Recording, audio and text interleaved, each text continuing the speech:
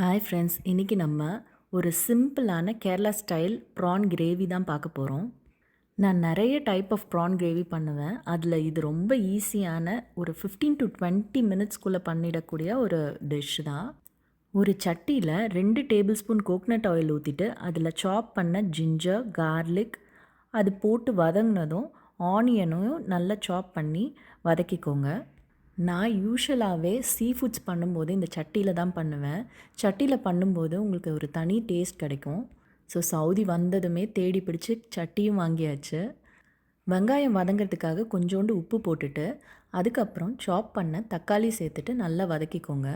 வெங்காயம் தக்காளி நல்லா வதங்கினதும் ஆற விட்டுட்டு ஒரு மிக்சர் ஜாரில் சேர்த்து நல்லா மைய அரைச்சி எடுத்துக்கோங்க.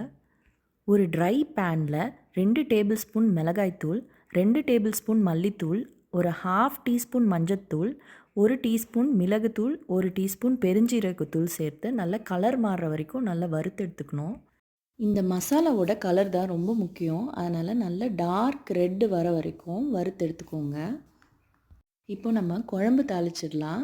ஒரு சட்டியில் 2 டேபிள் ஸ்பூன் கோகனட் ஆயில் ஊற்றிட்டு அதில் 1 டீஸ்பூன் கடுகு சேர்த்துக்கோங்க. கடுகு நல்லா பொரியட்டும். பொரிஞ்சதும் ஒரு ½ டீஸ்பூன் வெந்தயம் சேர்த்துக்கலாம். கடுகு வெந்தயம் நல்லா பொரிஞ்சதும் அது கூட நல்லா சாப் பண்ணி வச்சுருக்க இஞ்சி பூண்டு சேர்த்துக்கோங்க.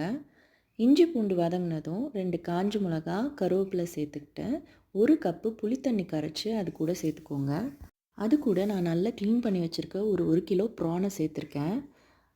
ப்ரான் வேகிறதுக்காக கொஞ்சமாக உப்பு சேர்த்துட்டு நல்லா மூடி போட்டு வேக வச்சுக்கோங்க.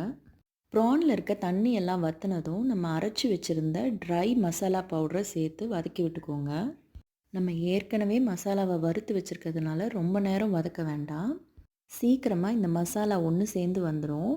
அது கூட நீங்கள் அரைச்சி வச்சுருந்த வெங்காயம் தக்காளி பேஸ்ட்டை இது கூட ஆட் பண்ண போகிறீங்க.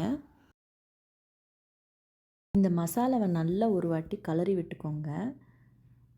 அப்புறமா டேஸ்ட் பார்த்துட்டு தேவைப்பட்டால் கொஞ்சம் உப்பு ஆட் பண்ணிக்கலாம். ஆட் பண்ணிவிட்டு நல்லா சேர்த்து விட்டுட்டு மிக்ஸி கழுவின தண்ணியை 1 கப்பு சேர்த்துக்கலாம். இந்த தண்ணி சேர்க்கறதுனால இது வேகும்போது கொஞ்சம் தெறிக்கும். அதனால் நீங்கள் மூடி போட்டு இதை ஒரு 10 நிமிஷம் சிம்மில் வேக வச்சுக்கோங்க. அடிக்கடி அடிப்பிடிக்காமல் கலரி விட்டுக்கோங்க. இது தண்ணியெல்லாம் வற்றி எண்ணெய் தெளிஞ்சதுக்கப்புறமா இது கூட ஒரு 2 டேபிள் ஸ்பூன் தேங்காய் எண்ணெய் சேர்த்துட்டு ஒரு 2 பச்சை மிளகாவை கட் பண்ணி அது கூட சேர்த்துக்கோங்க. அவ்வளோதான், கேரளா ஸ்டைல் நாடன் ப்ரான் கறி ரெடி. நாங்கள் சட்டி சோறும் சாப்பிட்டுட்டோம். நீங்களும் கண்டிப்பாக இதை ஒரு வாட்டி ட்ரை பண்ணுங்கள்.